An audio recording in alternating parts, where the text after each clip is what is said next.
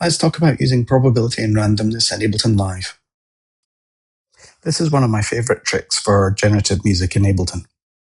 I'm starting with a nice electronic piano patch, and I'm going to add notes to a MIDI clip to give us a C minor triad chord.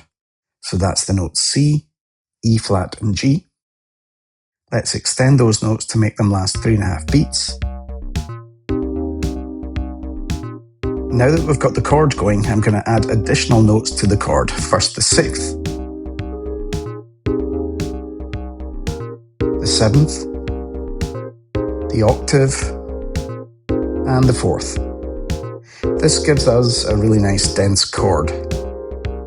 But what we're going to do next is to pick out pairs of notes and then use Ableton's grouped notes feature to play one note out of each pair. What this means is that each time the notes play, we're going to get a slightly different chord, but we've defined what notes and what combinations are valid. This is useful in a couple of circumstances. You can set this up and then have the clip generate a bunch of chord progressions, and then you can record those into a new track and pick out ones you like. Or you can keep this as a random chord generator and use different bass notes under those to contextualize what you're hearing and maybe make the chord progression more obvious.